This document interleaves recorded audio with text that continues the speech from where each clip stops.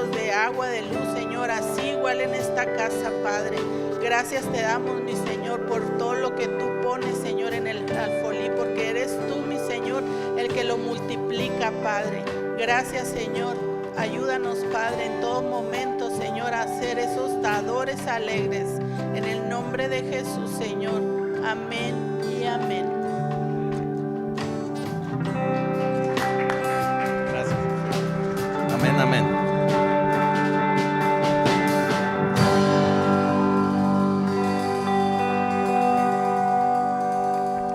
Muy bien, tome su lugar. Los niños creo que ya están pasando allá a su salón. Y pues como ahora sí, le voy a decir como el salmista de Tamaulipas: oh, qué gusto de volverte a ver. Porque ahora con el cuento, creo que estoy un poquito alto, a ver si me ayudan a bajar poquito el volumen. Ahora con el asunto que dejamos de venir los miércoles, como que se me ha hecho muy largo hasta el domingo, ¿verdad? Digo, no sé ustedes qué opinen. A mí se me ha hecho muy largo. La verdad es que ya estamos así como que la pastora y yo desesperados, ya no sabemos qué hacer. Ya pelea más conmigo que antes. No se crean. Como ya se dio cuenta, bueno, la pastora se quedó en casa. Ha estado un poquito teniendo problemas ahí con una tosecita que no se le quita, y ayer y ayer en la noche se puso un poquito más fuerte el asunto, pero confiamos en el Señor en que pronto va a sanar y va a estar aquí con nosotros. Ya este próximo jueves reanudamos, celebremos la recuperación. Este próximo jueves ya reanudamos, así que ya nos vemos el próximo jueves.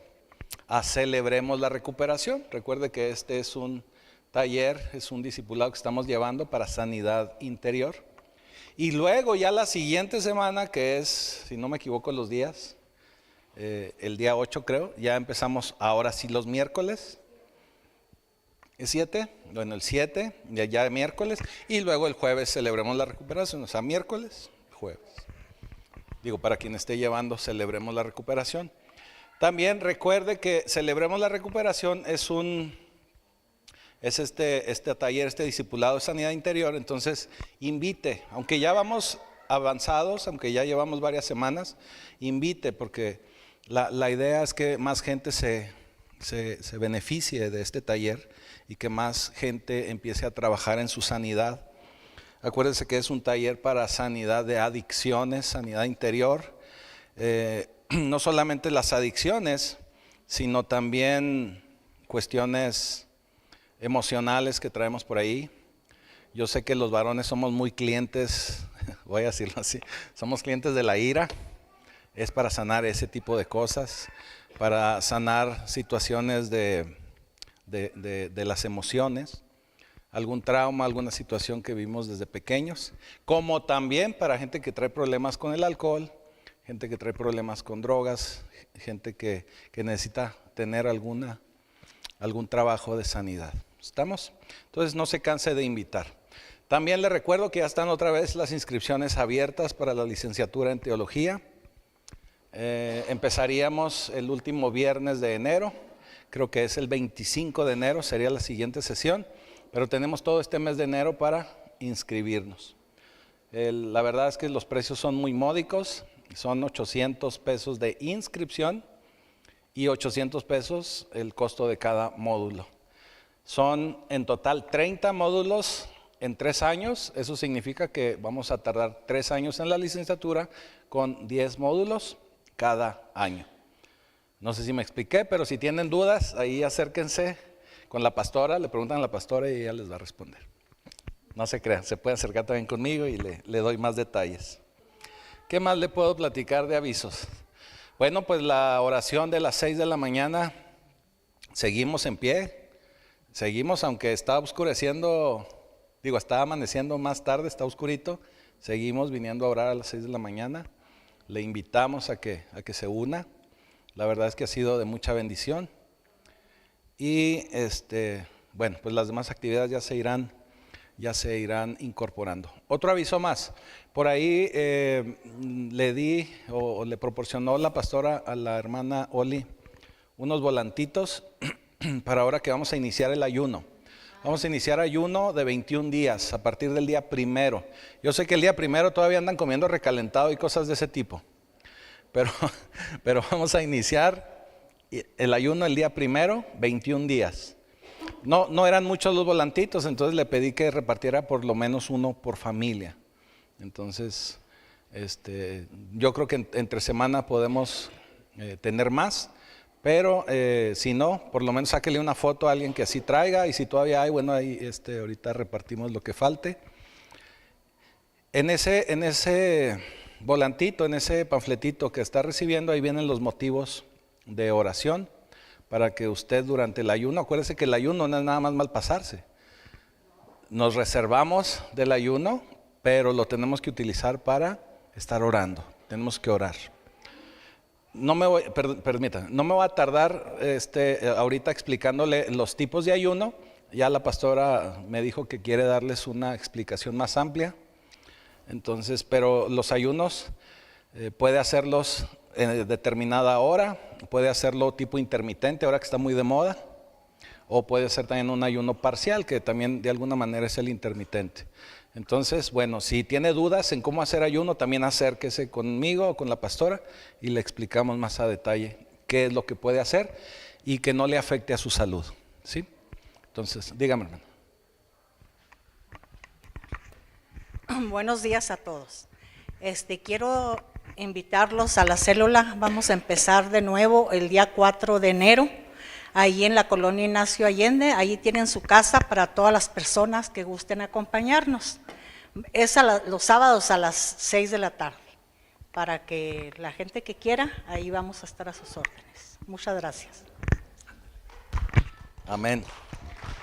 Fíjese, déjeme le digo algo. De las células que hemos abierto como iglesia, la de las hermanas, que yo les digo las muchachas, ha sido la más constante y la que no se nos ha rajado y la que siguen yendo, y ahí estamos.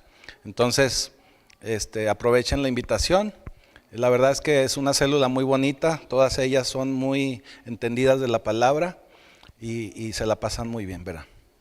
Es de mucha bendición. Y bueno, vamos a darle la bienvenida a Daniela, porque a Dani le decimos al hermano, a Daniela y a José, que traen a su bendición también. Déjenme les platico algo de ellos, bienvenidos. Ahorita muchos de ustedes a lo mejor ya los habían visto tiempo atrás, pero déjenme les digo algo. Ellos vinieron, bueno, José vino a cortejarla a ella aquí. O sea, es historia. Bueno, luego les platico más. Pero ahorita que llegaron con la bendición, les digo, esa bendición es de aquí, porque de aquí salió.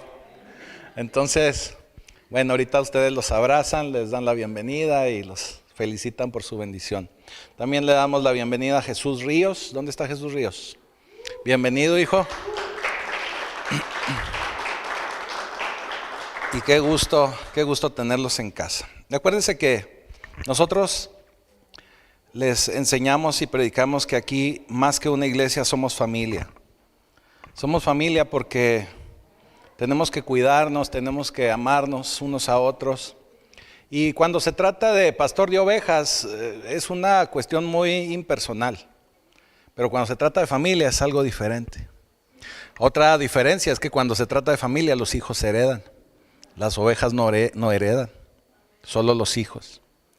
Y cuando se es familia, lo que buscamos los papás o los que estamos ahorita encargados como papás es de que usted crezca y madure de tal manera que cuando usted salga de aquí, lleve las herramientas y la preparación necesaria para que le vaya todavía mejor que a nosotros. Eso es lo que buscamos, y de verdad se lo digo de todo corazón. Y bueno, vamos a la palabra. Y mire, hoy le voy a hablar de una palabra difícil. Así que perdona a los que hoy vienen por primera vez, pero les va a tocar algo muy interesante. No, es muy interesante lo que vamos a hablar. Pero a veces es un tema muy difícil y que en pocos lugares lo tocan precisamente porque es un tema difícil. Así que el tema de hoy vamos a titularlo Ventanas de bendición. Ventanas de bendición. Pero nos vamos a referir a una porción que se encuentra en el libro de Malaquías. Ya nomás de oír Malaquías ya sabe de qué vamos a hablar. Malaquías capítulo 3. Malaquías capítulo 3 y vamos a leer a partir del versículo 6.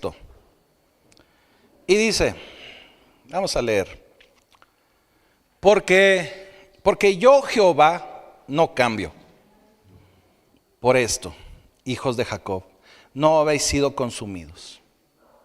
Desde los días de vuestros padres os habéis apartado de mis leyes y no las guardasteis. Volveos a mí y yo me volveré a vosotros, ha dicho Jehová de los ejércitos. Mas dijisteis, ¿en qué hemos de volvernos? ¿Robará el hombre a Dios? Pues vosotros me habéis robado. Y dijisteis, ¿en qué te hemos robado? En vuestros diezmos y ofrendas. Malditos sois con maldición, porque vosotros, la nación toda, me habéis robado. Traed todos los diezmos al alfolí, y haya alimento en mi casa. Probadme ahora en esto, dice Jehová de los ejércitos, si no os abriré las ventanas de los cielos y derramaré sobre vosotros bendición hasta que sobreabunde. Reprenderé también por vosotros al devorador, y no os destruirá el fruto de la tierra, ni vuestra vid en el campo será estéril, dice Jehová de los ejércitos. Y todas las naciones os dirán, bienaventurados, porque seréis tierra deseable, dice Jehová de los ejércitos. Amén. Hasta ahí lo dejamos. Bendito Señor, te damos gracias por esta porción de tu palabra, porque sabemos que toda tu palabra es buena para guiar, para enseñar, para corregir.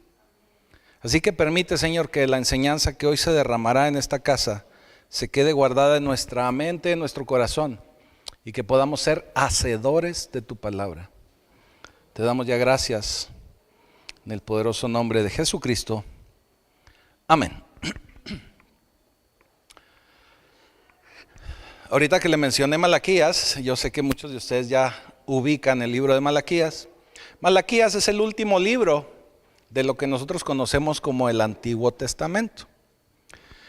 En este libro de Malaquías se resume a una serie de preguntas y respuestas que mismo Dios le hace a su pueblo de una manera retórica, de una manera en la que verdaderamente se puede notar que Dios está molesto con el pueblo. Y tan molesto está con el pueblo que después de Malaquías Dios guarda silencio por 400 años. No vuelve a haber una manifestación de Dios para con el pueblo de Israel por 400 años, hasta que luego nos volvemos a reencontrar en los evangelios, en el Nuevo Testamento. Eso significa que Dios hasta ese momento estaba muy molesto. ¿Qué estaba sucediendo con el pueblo de Israel que estaba Dios tan molesto con Malaquías? Bueno, en el libro de Malaquías. ¿Usted recuerda el pasaje ese de Jesús donde Él llega y voltea las mesas de los cambistas y hace un látigo y echa a volar las palomas y echa para afuera los bueyes, y no me refiero a los sacerdotes, y las ovejas y todo lo que tenían ahí en el templo? ¿Se acuerda? Eso es lo que estaba pasando con Malaquías. Tenemos también que recordar, porque para eso, sobre esto vamos a explicar más a fondo, pero tenemos que recordar, y lo hablábamos también la semana pasada, que el Señor establece todo un sistema de sacrificios para poder redimir a su pueblo. Porque tenemos que recordar que la misma Escritura nos dice que la paga del pecado es muerte. Entonces, si cada uno de nosotros hubiese tenido que pagar por nuestros propios pecados, todos nosotros hubiésemos muerto. Lo vemos desde Adán y Eva. Cuando ellos caen en pecado, el Señor tiene que hacer un sacrificio de sangre para cubrirlos Y lo vemos en lo físico, que dice que los cubre con pieles de animales. Por eso yo les digo, ¿de dónde sacó las pieles? Bueno, hubo un sacrificio. Por eso los cubre con pieles. Ya desde ahí ya se veía venir ese sistema de sacrificios que Dios iba a establecer como una sombra a lo que vendría a ser para con nosotros el sacrificio del Cordero de Dios, que estamos hablando del Cristo, del ungido, del Mesías, para que nosotros pudiésemos proceder a bendición, a salvación, a arrepentimiento primeramente. Y que ahora nosotros podemos disfrutar de esa gracia y esa salvación por medio de Cristo, por la sangre que Él derramó. La sangre de Cristo fue suficiente para nuevamente establecer ese pacto de Dios con el hombre. Por eso nosotros ahorita estamos, vamos a decirlo así, muy tranquilos. Estamos viviendo una etapa de la gracia donde Dios ha hecho un acuerdo con el hombre, o vaya, hizo así como que un tiempo, dijo, ok, voy a darles chance. Y por eso no vemos la ira activa de Dios en nuestras vidas. Él está esperando, como dice Pablo, hasta que entre la plenitud de los gentiles. Entonces ahorita estamos en un periodo de calma. Pero bueno, todo eso por el sacrificio de Cristo que ya se veía venir desde el Antiguo Testamento. Ok. El pueblo de Dios lleva a cabo este sistema de sacrificios. Y en la ley mosaica, en la ley de Moisés, lo vemos como Dios se los detalla y les da todos los detalles y les dice de qué manera tienen que estar llevando estos sacrificios. Ahora, estos sacrificios tenían que ser de las mismas ofrendas, diezmos, primicias que el mismo pueblo le llevaba a Dios. O sea, si yo quería pagar de mis pecados, por mis pecados, si yo quería congraciarme con el Señor, justificarme delante del Señor, yo tenía que llevar a un animalito para que se derramara la sangre de ese animalito y poder nuevamente yo entrar en el pacto de Dios, en la protección de Dios y que el Señor me pudiera bendecir por el resto del año. ¿Sí? ¿Nos vamos entendiendo? Pero el Señor establece que lo que yo tengo que llevarle tiene que ser lo mejor que yo tenga. Lo mejor que yo tenga. O sea, no es así de que voy a agarrar lo que sea y se lo voy a llevar. No. ¿Qué pasaba con Malaquías? Llegó el tiempo en el que la gente lo hacía tan mecánicamente que ya no se preocupaban por crear lo mejor o dar lo mejor de su ganado, sino que llegaban al templo y le decían al que vendía ahí, oye, ¿en cuánto el borreguito ese? ¿A cómo la paloma? ¿A cómo el chivito? Ya si eran más pudientes, oye, pues quiero comprarte el buey ese que tienes ahí amarrado. Porque ya no era lo que ellos cultivaban y lo que ellos criaban, sino ya llegaban y compraban para llevarlo y entregarlo en sacrificio al Señor. Vaya, ¿qué es lo que sucedía? Que yo podía tener una manada muy buena de corderos, pero como no me quería deshacer de ellos, pues lo que hacía era iba y compraba uno de ahí de los del templo para sacrificarlo. ¿Sí me estoy explicando? Esa era una.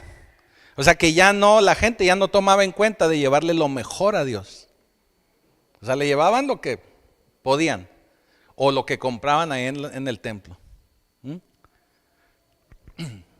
Pero la otra era que ya el sacrificio ya no lo veían como algo en lo que ellos tenían que actuar y que se iba a derramar la sangre de ese animalito para ellos poder justificarse delante de Dios. Ya ni siquiera los sacerdotes lo hacían de esa manera. Fíjese, cuando se sacrificaba el animal se tenía que cortar del cuello y se desangraba. Así que imagínense, cuando llegaba todo el pueblo, vamos a imaginar que cada una de las familias de aquí de Pacto llegaba con un corderito y que había que desangrar aquí en el altar. Llegó el punto en el que era un tiradero de sangre. ¿Le ha tocado entrar a esas carnicerías de barrio? ¿A qué huele? Huele mucho a sangre y sangre descompuesta. Y también huele a carne que está empezándose a descomponer. Entonces imagínense a qué olía el altar del Señor. Entonces ya no se llevaba lo mejor, y cuando se hacía el sacrificio tampoco se hacía de manera agradable a Dios. O sea, ya no se hacía contento porque sabía que era para Dios. ¿Qué quiere decir? Que ya la gente nada más cumplía por cumplir. Que ya nada más lo hacían porque, bueno, pues así me dijeron que tenía que ser y bueno, pues yo vengo, pero guácala. O sea, ya se les había acabado ese sentimiento de que era para Dios, de que era importante para Dios. Ya no se bañaban, ni se peinaban, ni se cambiaban para ir a la posada del trabajo. Ya. Digo, para ponerles un ejemplo, ¿verdad? O sea, hagan cuenta que eso sucedía.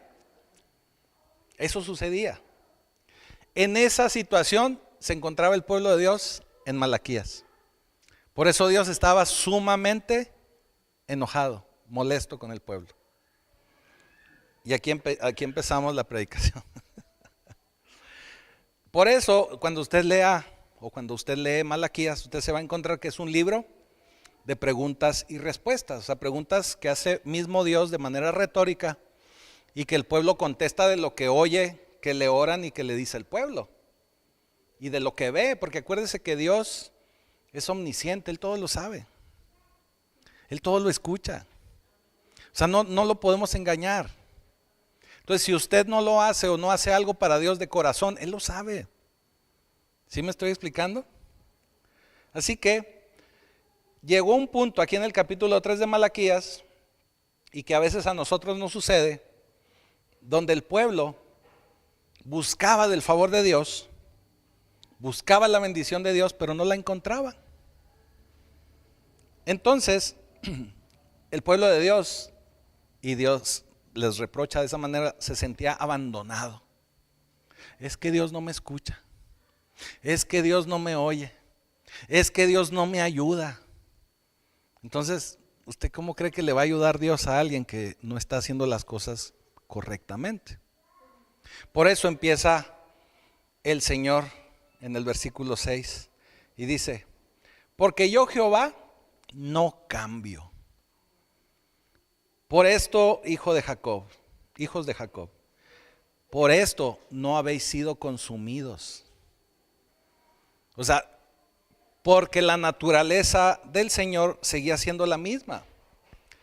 El pueblo estaba pensando que Dios había sido injusto o los había abandonado, pero Él les recuerda una de las grandes verdades de Dios, que Él sigue siendo el mismo. O sea, Dios no cambia. Esto nos lleva a un término en teología que se llama inmutabilidad de Dios, que significa que Dios es el mismo.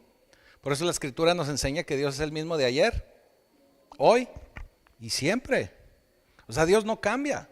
El mismo Dios del Antiguo Testamento es el mismo Dios que tenemos hoy, bajo situaciones y pactos diferentes, porque estamos en un nuevo pacto, pero es el mismo Dios. O sea que no se nos debe de olvidar eso, y el Señor aquí se los recuerda. Les dice: no los he fulminado, precisamente por eso, porque soy el mismo. ¿Y cómo es Dios? Dios es compasivo, lleno de gracia. Dios es fuerte, es misericordioso, piadoso. Mira, ahí nos lo dice en Éxodo 34:6. Y pasando Jehová por delante de él, proclamó: Jehová, Jehová fuerte, misericordioso y piadoso, tardo para la ira y grande en misericordia y verdad. Por eso en el versículo 6 le dice: no más por esto no los he fulminado.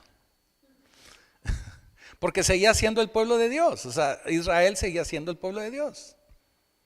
Es como cuando los que somos papás, que llegamos a enojarnos con algún hijo y que nos hace enojarnos, pero siguen siendo nuestros hijos, ¿verdad? Y ahí siguen en la casa. ¿Sí me estoy explicando? Es algo como eso. O sea, eso lo tenemos que entender así. Por eso Es su promesa. Por eso el Señor les dice, o sea, nomás por esto lo estoy aguantando. Pero ahí empieza el asunto. Porque la siguiente queja que tiene el Señor sobre su pueblo es algo que hasta el día de hoy sigue siendo uno de los principales problemas para el pueblo de Dios. Estoy hablando del dinero. Ese sigue siendo un principal problema del pueblo de Dios. Usted cuando trae un auto y que se le prende una lucecita del tablero,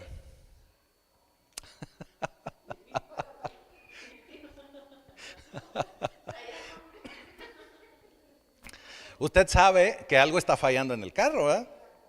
Usted sabe que algo está fallando en el auto, o que ya le tiene que poner gasolina, o que ya le puso el check engine, que a ver si es el aceite o a ver qué es, o si trae una puerta abierta. ¿Sí me estoy explicando? Se prende ahí una lucecita. Algo no está funcionando adecuadamente.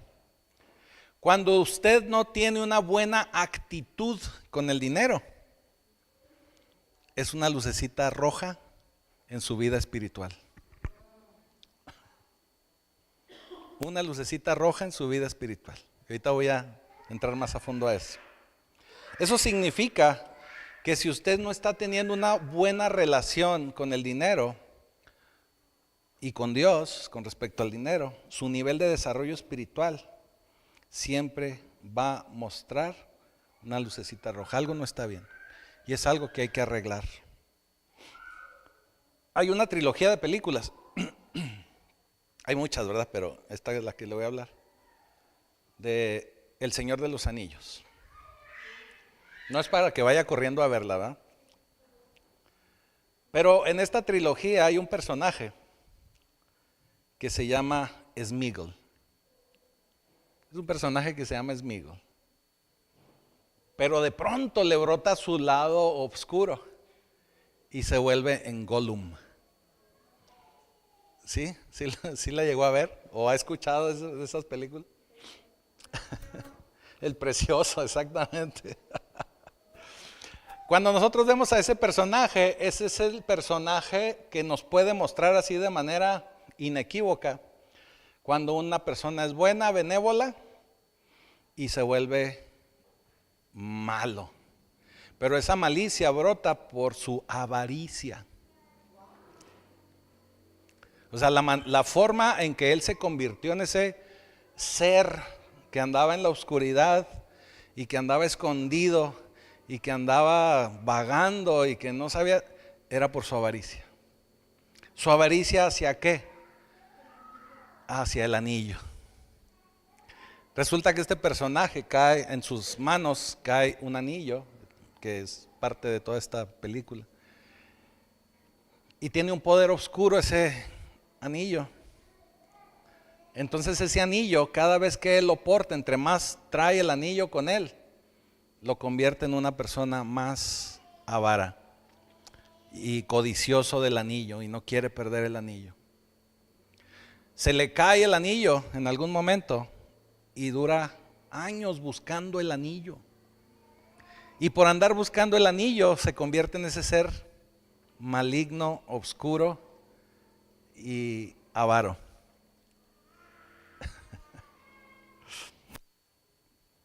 En la actualidad, muchas personas, muchos hombres viven de una manera bondadosa, como Sméagol, no sé cómo se llama. Pero cuando les tratan o les tocan el tema del dinero, les brota el Gollum. ¿Verdad? Y empiezan con que my precious, mi precioso. ¿Cómo voy a dar de mi precioso dinero? Es mío, yo trabajé por él. Yo fui el que me esforcé. Además, estamos en la gracia. Eso del dinero es del Antiguo Testamento. Y sí, alegan eso porque hay una falta de madurez espiritual. Y si siguen peleando por el anillo, por el dinero, eso significa que hay una falta de madurez espiritual. Y no me vea feo, soy nada más el mensajero. No maten al mensajero. Así que de pronto en las iglesias vemos muchos smiggle, pero cuando se trata de los diezmos, ofrendas y primicias, se transforman en muchos golems. O muchos dejan de ir a la iglesia porque andan buscando al anillo a ver dónde se cayó, porque es lo más precioso que andan buscando.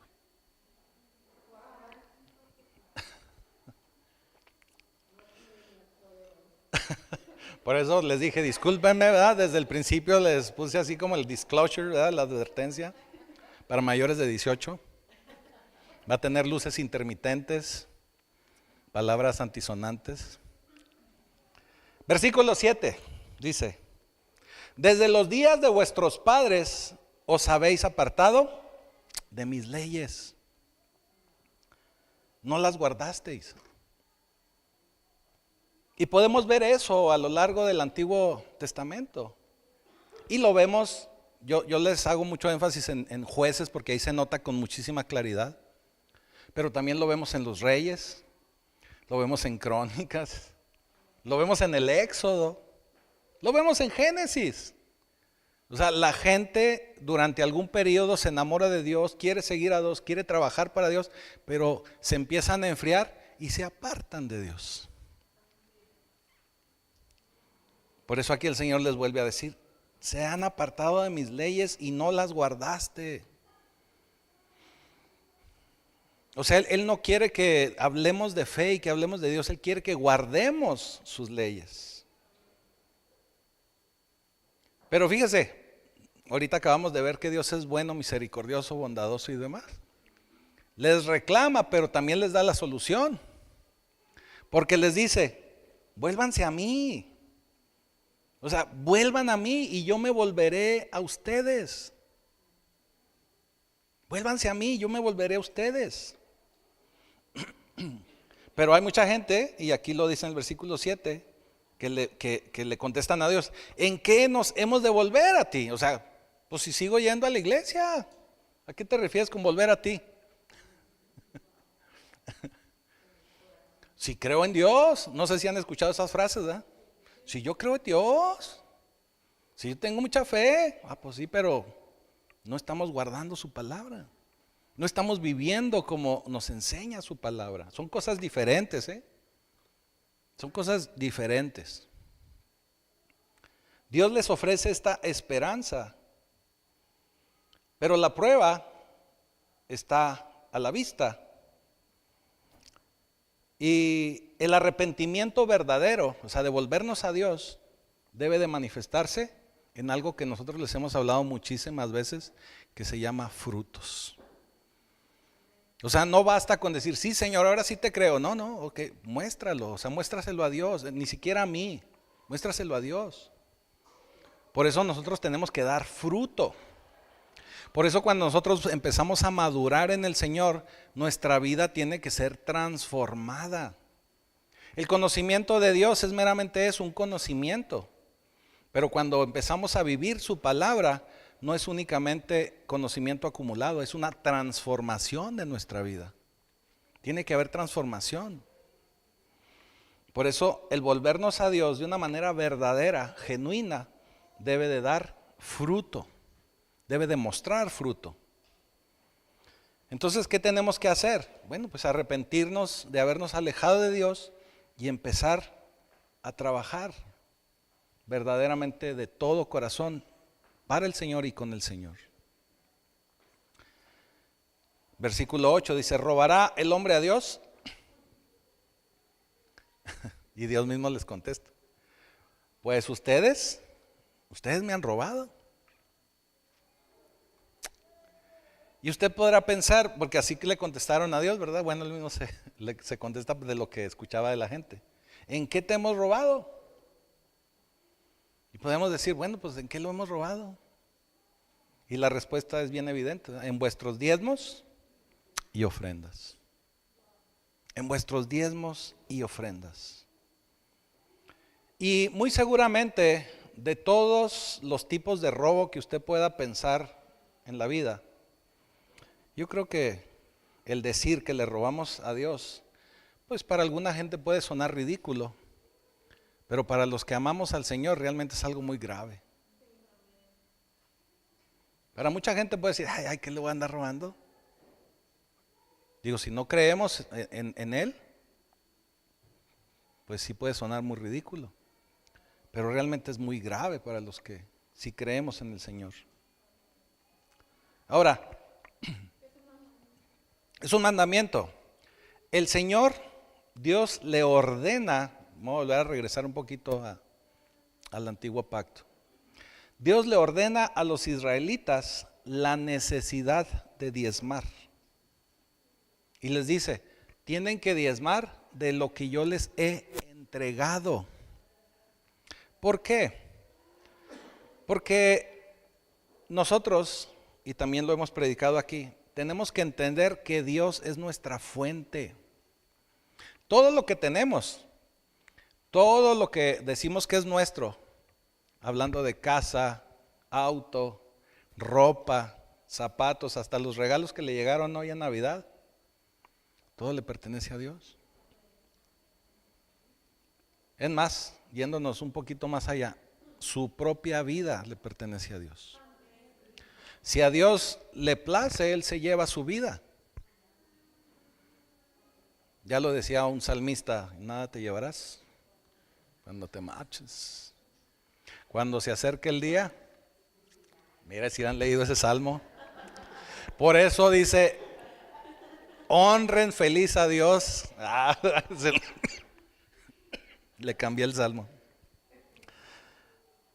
El Señor tiene que enseñarle al pueblo de Israel que ellos dependen de Él.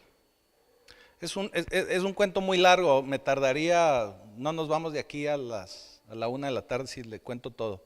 Pero básicamente el Señor, por medio de la ley mosaica, vuelve Él y fíjese cómo digo, vuelve Él a establecer este principio de depender de Él y de entregarle una parte de lo que Él nos da. ¿Sí? Ahorita lo explicamos un poco. Fíjese cómo dice Levítico 27:30. Y el diezmo de la tierra, así de la simiente de la tierra como del fruto de los árboles, de Jehová es. ¿De quién es? De Jehová. O sea, ¿a quién le pertenece el 10%? A Jehová. Es cosa dedicada a Jehová. Bríncate ahí al 32, Eric, por favor.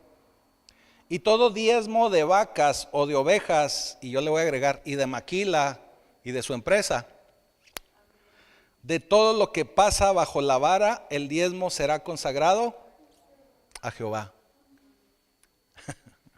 Digo, no habían maquilas, sino yo estoy seguro que aquí diría maquila. Números 18:21.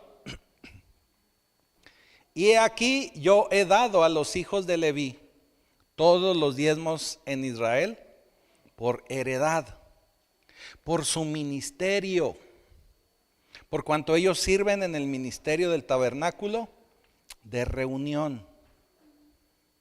Aquí quise agregar este versículo para que ustedes se den cuenta que los diezmos sí eran para la casa de Dios, sí eran para entregarle a Dios de lo que Él nos da, pero también servían para la manutención de los sacerdotes de la tribu de Leví. Para no hacerle el cuento muy largo, cuando el Señor les entrega la tierra prometida y que Josué es el encargado de llevarlos a esa tierra prometida y que reparte todas las tierras, empieza a repartir las parcelas ahí de todo el ejido. Parecía líder ejidal, ¿verdad? Repartiendo, este para acá, este para allá. Los únicos que se quedaron sin tierra fueron los levitas. ¿Por qué? Porque ellos fueron repartidos en cada tribu para en cada tribu y en cada territorio poder ministrar la palabra de Dios y poder ministrar a Dios. Entonces ellos se quedaron sin tierra para cosecha y sin tierra para poder tener ganado.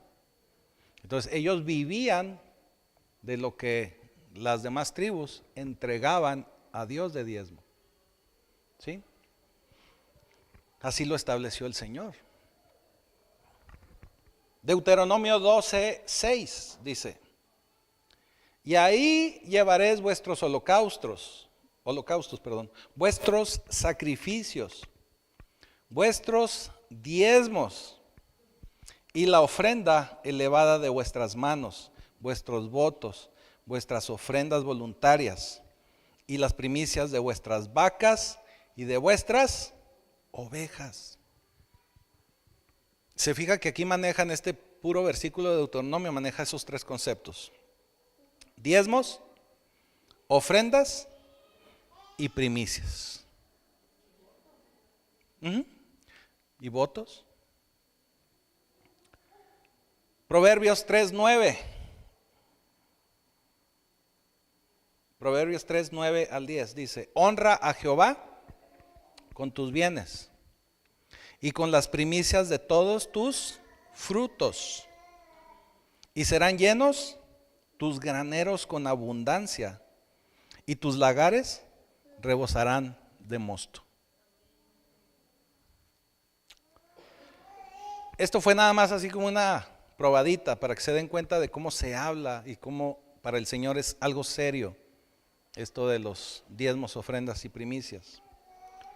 Las ofrendas y los diezmos y los sacrificios de Israel son diferentes a las donaciones y ofrendas que de alguna manera hoy hacemos en nuestra vida moderna. Pero el principio es el mismo. El principio es el principio de entregar a Dios de lo que Él nos ha dado, de lo que Él nos ha prosperado. Así que este es un principio de Dios que se sigue aplicando, que sigue vigente. Esto no se acabó con el antiguo pacto. Y ahorita se lo voy a mostrar. Tenemos que reconocer, y cuando nosotros entregamos y damos de estas ofrendas, de estos diezmos, estas primicias al Señor, estamos reconociendo que Él es nuestra única fuente, que Él es nuestro único sustento. Ahora, usted sabe que no es nada más esto, o sea, obviamente tenemos que tener una vida en general con el Señor. Esta es una parte de lo que tenemos que hacer con el Señor. Pero aquí es reconocer que Él es el dueño de todo, hasta de nuestra vida Él es el dueño. Ya lo decíamos hace un momento. Por tanto, siempre le tenemos que dar lo primero y lo mejor, no lo que nos quedó. Mire, si usted va a llevar un regalo a alguien, y lo voy a poner de ejemplo que ahorita está las fechas, ¿verdad? Que la mayoría de la gente lleva regalos o hace regalos. Usted no llega con la persona y le dice: mira, me sobró este teléfono que ya no uso y te lo quiero regalar. ¿Verdad que no? ¿Qué hace? Es el mejor que pude comprarte. ¿Sí? No es lo que me quedó. Si usted le dice a una persona: oye, ¿quieres cenar? Ahí me sobró. Ahí me sobró menudo. No, no son sobras. O sea, es de lo mismo. Es de lo mismo, o sea, es de la misma olla. Pero el significado y el concepto es diferente. ¿Sí me estoy explicando? O sea, no llega y le dice: es que ahí me sobró, te quise traer tamales porque me sobraron. No, son los mejores. Los hice especialmente para ti. Este regalo fui y lo compré para ti. Lo mejor que pude haber comprado es lo que te estoy regalando. Así es como tenemos que hacerlo. Ahora le voy a dar una explicación sencilla, simple, de cada uno de estos tres conceptos. Me voy a basar nada más en esos tres conceptos.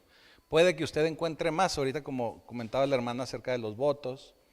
También en algunos lugares o alguna gente habla mucho de las promesas. No me voy a meter en esos, voy a hablar nada más de estos tres que son los básicos. ¿Sí? Entonces lo voy a tratar de hacer lo más simple posible. El diezmo. El diezmo significa regresarle a Dios el 10%. De lo que Dios nos provee, nosotros le proveemos a Dios y al pueblo de Dios. Ese es el 10%. Por eso, yo les recomiendo, cuando a mí me preguntan, yo les recomiendo que hagan esto. Cuando usted recibe su nómina, no se espere hasta que empiece a pagar tarjeta. O sea, no haga ningún pago ni ninguna disposición antes de que aparte su 10%. Porque si no, es lo que me quedó. Es que ya no me quedó. Ya pagué la renta, el cable, el internet y ya nomás me quedaron 50 pesos. Bueno, pues eso le doy. No, no es la sobra. O sea, no podemos llegar con el Señor y darle la sobra. ¿Me estoy explicando? Tiene que ser el 10%. ¿De qué? De lo que usted se dedique, de lo que a usted le provea el Señor, de lo que usted obtiene de parte del Señor. Yo sé que le paga la nómina a la coca o le paga la nómina a la maquila, pero se lo paga porque a Dios le ha placido ponerlo ahí. O en el Sport Garden, ¿verdad? Donde usted trabaja. Pero porque el Señor le ha placido ponerlo ahí. Pero quien le sigue dando y quien es su única fuente es Dios. O sea, usted no debe de depender de nadie. Cuando usted entienda ese concepto de que únicamente depende de Dios, mire, usted va a ser verdaderamente libre. Porque si usted sigue pensando que usted sobrevive y paga sus deudas porque usted se esfuerza mucho, está muy equivocado. Ahorita lo vamos a ver. El que le entrega y que le da es Dios. El que va a abrir las ventanas de bendición es Dios. Y si Él no ve que hay bendición en lo que usted hace, las va a cerrar. Así de sencillo. Ahora, antes de seguir adelante, hay muchísima gente, y así lo digo, que dice, no, es que eso es del antiguo pacto, y guaraguara. Ok, ahí le va. Lucas 11:42.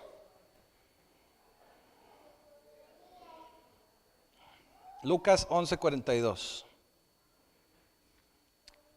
Esos que le dicen que eso es del antiguo pacto y que esto es la gracia, puede usted decirle que son fariseos. Lucas 11:42. Fíjese, estas son palabras, si usted lo busca en su Biblia y su Biblia tiene letras en rojo que dice nuestro Señor Jesucristo directamente. Esto está en rojo. Y dice, mas ay de vosotros fariseos, que diezmáis la menta y la ruda y toda hortaliza, y pasáis por alto la justicia y el amor de Dios. ¿Qué les está diciendo? Usted sabe que los fariseos era gente que conocía mucho de la ley de Moisés y se cuidaban mucho de hacer la ley de Moisés.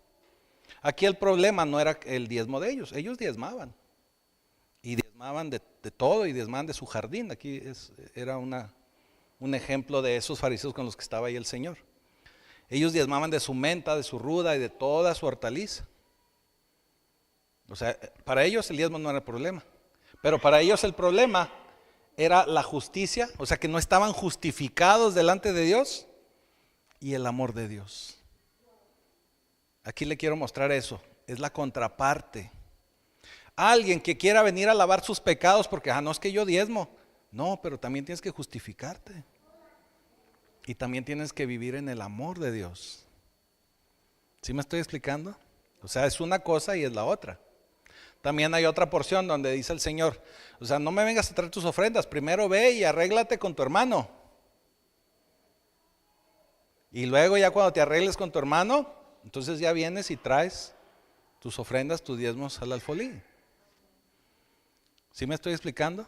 O sea, sí, ahorita estamos hablando el tema de dinero, pero no podemos dejar pasar por alto que también tenemos que estar en justicia y en amor. Pero fíjese cómo termina este pasaje. Esto os era necesario hacer. ¿Qué es lo que era necesario hacer? Dar los diezmos. O sea, Jesús mismo le está diciendo, o sea, fariseos, sí, tienen que dar el diezmo. Eso está en el Nuevo Testamento, en el Nuevo Pacto. Y Jesús nunca dijo, no, ya no lo den, ya no diezmen. ¿Verdad que no? Esto es del Nuevo Pacto.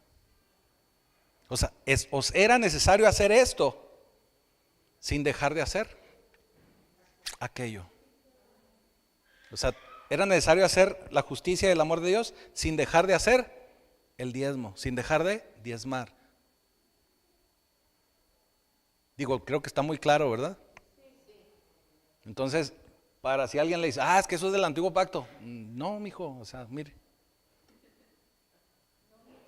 No, nis. ¿Verdad? Y verdad es más potente que verdad. Sí. Ofrenda. ¿Qué significa la ofrenda? Bueno, el diezmo ya dijimos que es el 10%. La ofrenda es cuando usted quiere dar una semilla para la cosecha. Usted ya cubrió su diezmo. Es más, fíjese, usted ni siquiera diezma para el gobierno, usted da un 35%. O sea, antes de que le llegue la nómina, usted ya lo rebajaron con 35%. Si nos pusiéramos legalistas, yo le diría que usted tendría que dar su 10% antes de impuestos. Pero no nos vamos a meter en ese rollo. Ahorita no nos vamos a meter en eso. Pero mire, nomás para que se dé cuenta, lo que va para el gobierno usted lo da completo. Y lo que debe ser para Dios, no, normalmente no lo damos completo. Bueno, es otro punto. La ofrenda significa que según el Señor le haya prosperado, usted quiere dar semilla para sembrar. Hay una ley espiritual que se llama la ley de la ofrenda, de la siembra y la cosecha. Salud. El diezmo usted lo tiene que dar y ya lo vimos. Pero si usted quiere aparte sembrar, eso es la ofrenda. Usted ya dio su 10, pero usted quiere algo más de parte del Señor y quiere agradar más al Señor, usted da ofrenda. ¿Cuánto? Según lo que disponga su corazón. Según lo que disponga su corazón. Eso es ofrenda. Porque no es el 10.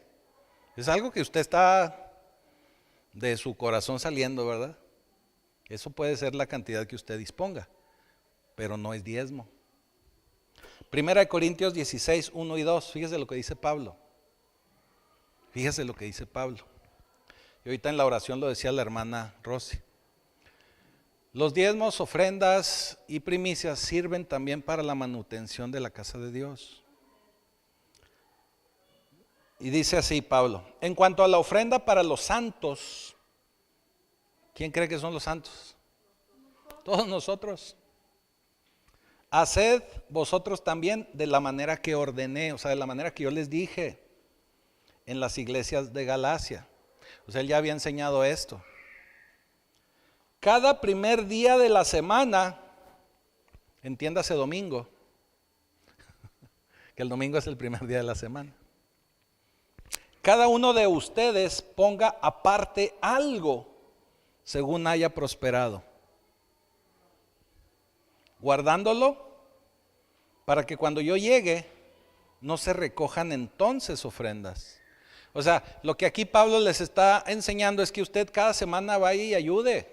No se espere hasta que vaya yo para que vayan a entregar.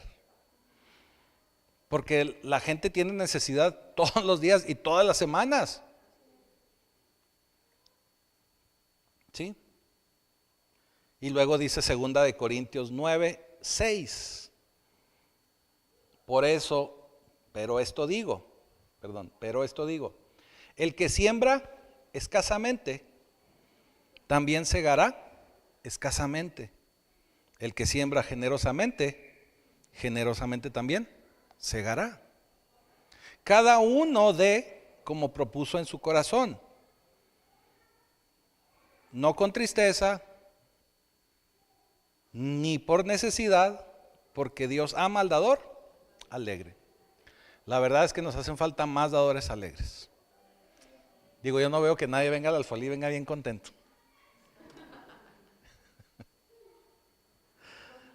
Los niños sí son dadores alegres.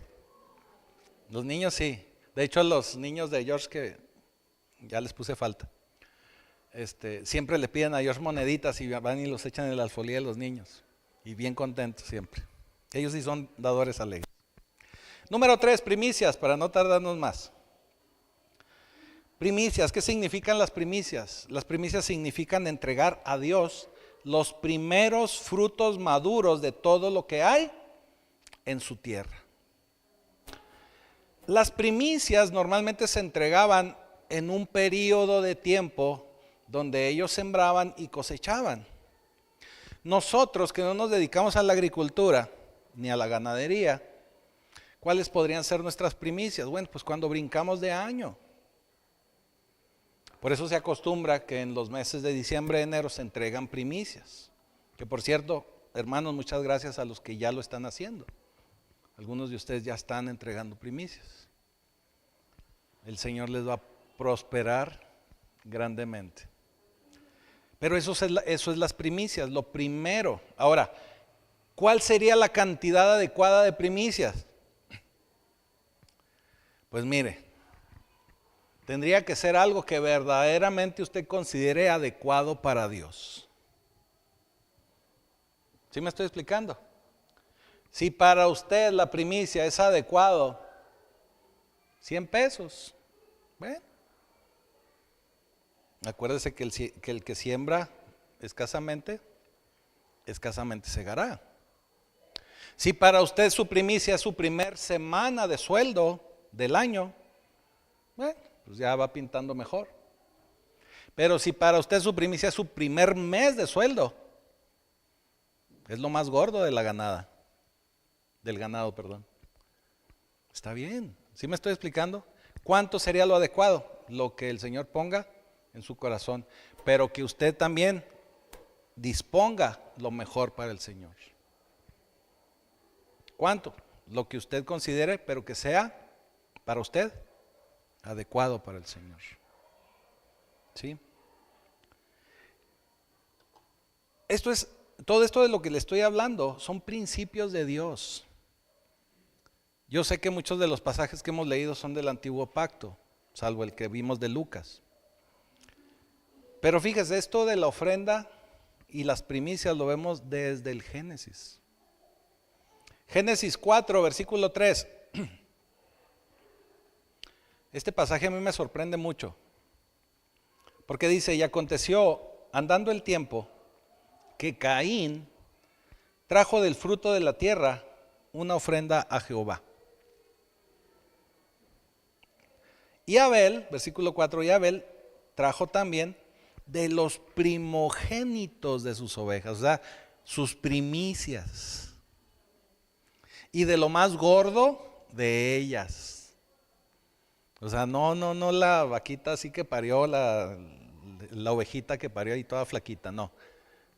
La más gorda, la más bonita. Y miró, sin defecto, y miró Jehová con agrado a Abel y a su ofrenda. Aquí mucha gente debate mucho que cuál fue la situación de la ofrenda. Pero no miró con agrado a Caín y a la ofrenda suya. Y se ensañó Caín de gran manera y decayó su semblante. Vaya, se agüitó, ¿verdad? Ya usted si sigue leyendo va a ver que el Señor le dijo, ¿qué te pasa, chiquillo? ¿Qué te pasa? Pero aquí lo que tenemos que entender es que, fíjese cómo dice en el versículo 3, Caín trajo del fruto de la tierra una ofrenda a Jehová. No dice que era lo mejor, ni lo primero, ni lo más bonito, ni lo más gordo. Nomás le trajo algo para que no dijera nada. Y Abel sí le llevó lo primero y lo más gordo. Lo primero y lo más gordo. ¿Quiere usted que el Señor vea con agrado su primicia? Tiene que traer lo primero y lo más gordo. Algo que también hay que notar aquí bien interesante es que estamos hablando de Caín y Abel, los primeros dos hijos de Adán y de Eva. ¿Cómo sabían ellos de Dios y cómo sabían ellos que había que ofrendarle a Dios y darle primicia? Eso significa que tanto Adán como Eva seguían temiendo a Dios. Sí, pecaron, sí cayeron, sí los echaron fuera del paraíso, pero seguían temiendo a Dios. Y ellos conocieron de frente a Dios. Y sabían que con Dios no se jugaba. Y sabían que si no hacían lo correcto delante de Dios, los iba a echar para afuera del paraíso, que los echó. ¿Sí me estoy explicando? O sea, ellos tenían temor de Dios porque sus papás les enseñaron que tenían que tener temor de Dios. De otra manera, ¿dónde iban a aprender? Por eso Proverbios, y ya lo leímos, pero vale la pena volverlo a leer. Proverbios 3:9 dice: honra a Jehová con tus bienes y con las primicias de todos tus frutos. Y serán llenos tus graneros con abundancia y tus lagares rebosarán de mosto. Todo esto de lo que le estoy hablando, yo sé que estamos hablando de dinero y de repente nos incomoda. Yo sé que aquí todos son dadores alegres, no se inquieten. Pero es reconocer la soberanía de Dios. Y es reconocer a Dios como nuestra fuente, como nuestro sustento. Y es reconocerle para que Él nos siga proveyendo. O sea, ¿cómo vamos a ¿cómo vamos a buscar bendición de Dios si nosotros no le entregamos al Señor? Tenemos que considerar que todo lo que el Señor nos da, aún nuestro trabajo y nuestro esfuerzo, viene de Dios. Deuteronomio 8:17. Hoy los he paseado con muchos versículos, ¿no? Deuteronomio 8:17 dice: y digas en tu corazón, mi poder y la fuerza de mi mano me han traído esta riqueza. ¿Lo ha escuchado eso? No, hombre, pues si yo soy el que me levanto a las 5 para ir a la maquila. Sino acuérdate de Jehová tu Dios, porque Él te da el poder para hacer las riquezas, a fin de confirmar su pacto que juró con tus padres como en este día. O sea, aunque tú trates de decir, bueno, es que yo soy el que trabajo, pues sí, pero lo haces porque el Señor te lo permite y te da las fuerzas. O sea, finalmente el Señor es el que te entrega. Mire, esta práctica continúa en el Nuevo Testamento. No vaya usted a creer que ya eso es el antiguo pacto. No, ya le mostré con el versículo de Lucas 11. Esto debe de continuar y esto debe de seguir.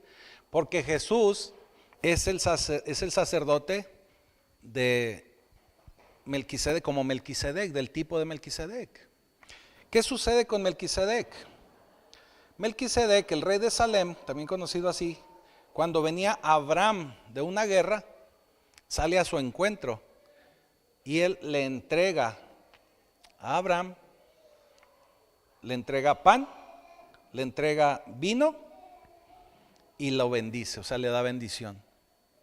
Y Abraham, en agradecimiento, y le dice: bendito seas del Dios Santísimo, y le entregó a lo que él había recuperado de sus enemigos, todo el 10%. O sea, esto del diezmo es un principio de Dios. Aquí con Abraham y Melquisedec es mucho antes de la ley de Moisés también. ¿Sí? Entonces tenemos que considerar que si Cristo es del orden de Melquisedec, pues nosotros también tenemos que seguir trabajando en ese diezmo. Hebreos 5:5 nos lo dice: así tampoco Cristo se glorificó a sí mismo haciéndose sumo sacerdote, sino que Él le dijo: tú eres mi hijo y yo te he engendrado hoy.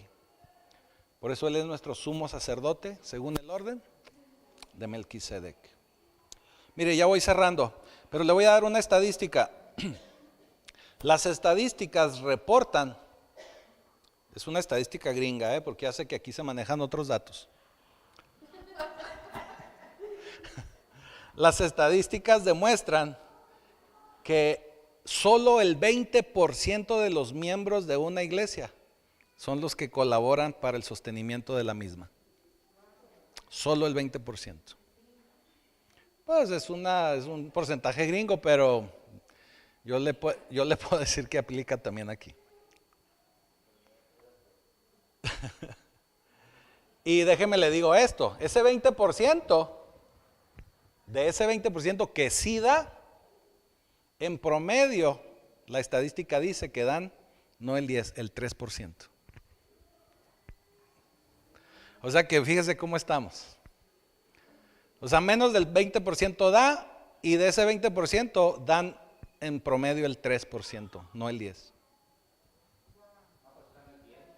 Pues, no lo es, ¿verdad? Pero eso es lo que nos muestran las estadísticas. Aquí hay otros datos. Sí, ahora, mire, hay una enfermedad que sucede entre nosotros los cristianos. Esa enfermedad se llama parálisis del dador. Parálisis del dador. Esta enfermedad se manifiesta cuando un dador cristiano intenta alcanzar su teléfono para hacer una transferencia, se paraliza. Intenta sacar su cartera, se paraliza. Intenta alcanzar su bolsa, se paraliza. Eso es el parálisis del dador. Pero también esa enfermedad es bien interesante, porque todos los síntomas se acaban cuando milagrosamente se encuentran en el mall, cuando andan en el cine, restaurantes o lugares similares. Se acaba la parálisis. No, ahí sí. Así que mire, no podemos alcanzar el trabajo del reino o trabajar en el reino de Dios si seguimos robándole al reino de Dios. Es muy importante que entendamos que lo que se da para las iglesias y en la iglesia es para continuar la obra del Señor. Yo sé que el evangelio es gratis, yo sé que el evangelio no se cobra, pero esto que estamos dando no es porque usted esté pagando. Esto que damos es porque usted le entrega al Señor de lo que el Señor le ha dado a usted. Y si usted ha recibido, como Abraham, pan, que es el cuerpo, que es Cristo, vino, que es la sangre del Cordero, y ha recibido bendición, pues lo menos que usted puede hacer es entregar el 10%, como lo hizo Abraham con Melquisedec. Y dice en el versículo 10, malditos sois como maldición, porque vosotros, la nación toda, me habéis robado. Sigue el Señor diciéndoles que les han robado, que sufren porque le roban al Señor, pero los desafía y nos desafía a nosotros hoy, esta mañana, esta tarde ya. Y dice, traed todos los diezmos al alfolí y haya alimento en mi casa.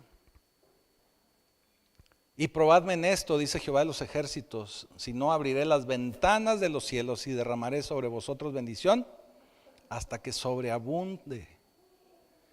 En la actualidad, el hablar sobre tener dinero en la casa es el poder sostener la obra, es el poder seguir adelante. Ahorita lo decíamos con mucha claridad la hermana Rosy, hay gastos que se tienen que cubrir, desde la renta hasta servicios como la luz, el agua, internet, etcétera, hasta el café. Así que el Señor no se queda con nada y el Señor te promete que va a abrir las ventanas de los cielos y va a derramar de su bendición. Pero nosotros tenemos que ser fieles. Y no solo eso, sino dice en el 11, reprenderé también por vosotros al devorador. No sé si a usted le ha pasado y de pronto le pagan a usted su sueldo y de repente, ya, se acabó, como si algo hubiera llegado y se lo hubiera comido. Ese es el devorador. Cuando usted da su 10%, usted asegura que el otro 90% le va a rendir. Le va a rendir. Y no os destruirá el fruto de la tierra, ni vuestra vida en el campo será estéril, dice Jehová de los ejércitos. El Señor va a reprender a ese devorador. Ahora, vale la pena aclarar, y ya con esto voy cerrando. ¿Dónde está la alabanza? Vale la pena aclarar que esto no es el evangelio de la prosperidad, Mucha gente lee estos pasajes cuando pide diezmos y ofrendas, sobre todo el pruébenme ahora en esto. Usted ya lo ha escuchado, yo creo, en muchas partes. Pero la diferencia entre lo que yo le estoy ahorita enseñando y explicando al evangelio de la prosperidad radica en que yo le estoy enseñando un principio de reino. Y en el evangelio de la prosperidad lo que usted va a escuchar es que le van a decir, usted dé, usted diezme, usted pídale y el Señor le va a bendecir, le va a enriquecer, le va a llenar la cochera con autos, le va a dar un carro del año, le va a dar una casa más grande, le va a llenar la cuenta de cheques. No, Aquí no estamos hablando de eso. Estamos hablando de una generosidad de parte de Dios, no de una riqueza terrenal. Son cosas diferentes. Mire, la bendición de Dios, la verdadera bendición de Dios viene de poder experimentar, disfrutar y entender la bondad de Dios en nuestra vida. Esa es la bendición. No que te enriquezcas terrenalmente. Eso no le sirve a Dios, ni le engrandece, ni le da gloria para nada. No está peleado con que a usted le vaya bien, que el Señor lo puede hacer. Pero solo se lo explico para que entienda que esto no es el evangelio de la prosperidad. Estamos hablando de un principio de reino.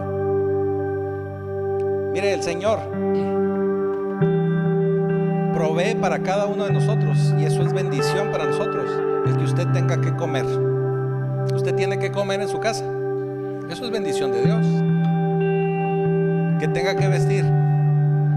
¿Se ha podido cubrir este invierno? Eso es bendición de Dios. Son de los principios de Dios esas dos cosas. Y número 3, que tenga un lugar donde resguardarse, un techo. Usted está viviendo en un apartamento, una casa, aunque sea rentada. El Señor le está proveyendo. Esos 3 puntos o estos 3 parámetros son los necesarios que Él ve como sustento de Dios, como bendición de parte de Él. Ya lo demás, como decían en mi rancho, ya lo demás es vanidad. No está peleado con darle más, vuelvo a repetirle, pero aquí yo le estoy hablando de un principio de reino.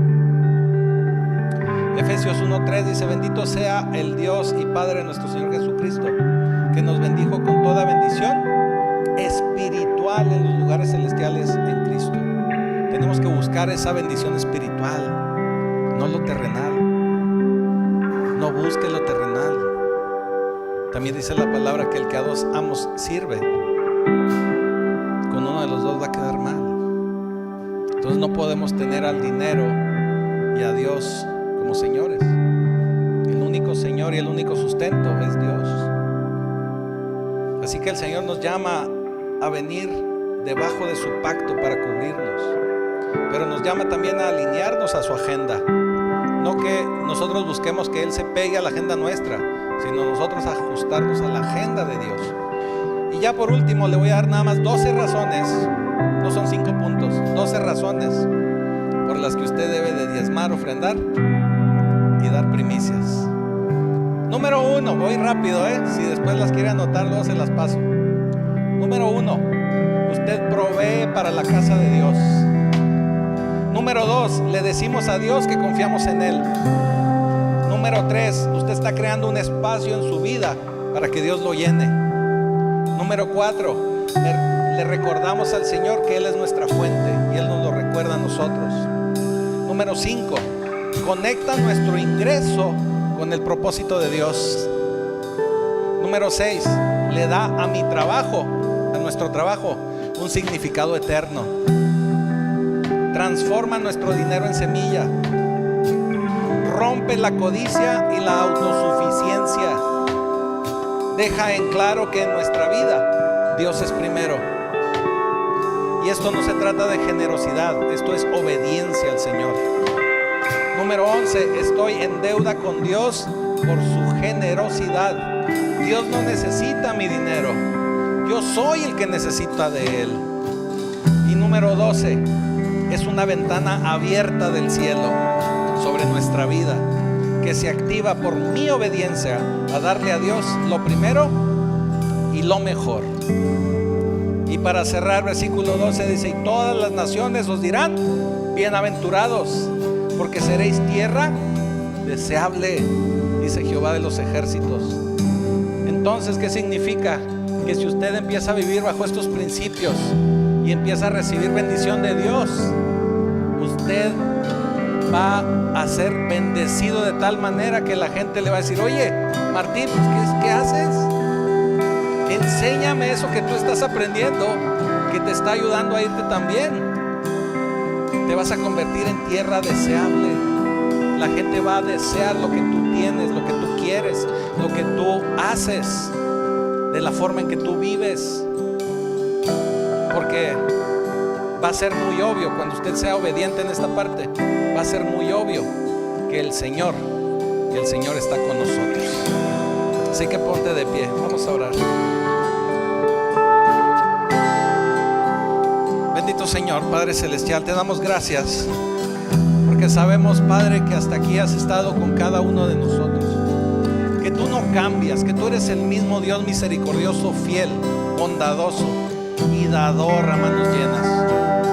Ayúdanos, Señor, a seguir creciendo en el entendimiento tuyo, a poder ser dadores alegres, a poder cumplir con tus propósitos y tus objetivos de reino, para poder seguir en la expansión de tu obra y poder llevar de tu evangelio a todos los rincones de la tierra. Te damos gracias, Señor, por esta casa y por estos tus hijos de Pacto Vivo, porque sabemos que son fieles, porque sabemos que son obedientes y porque sabemos, Señor, que en todo momento buscan de tu rostro, de tu presencia, de hacer de tu voluntad. Te damos ya gracias por la vida de cada uno de ellos, los bendecimos, y que este fin de año sean llenos sus lagares de mosto, que puedan tener alimento en su mesa, que puedan tener sustento, que vestir y donde protegerse. Te damos ya gracias, Señor, por esta bendición que les has dado. Los bendigo en tu nombre, porque sabemos que para este 2025 habrá aún más y mayor bendición que este año. Te doy ya gracias en el poderoso nombre de Jesucristo. Amén.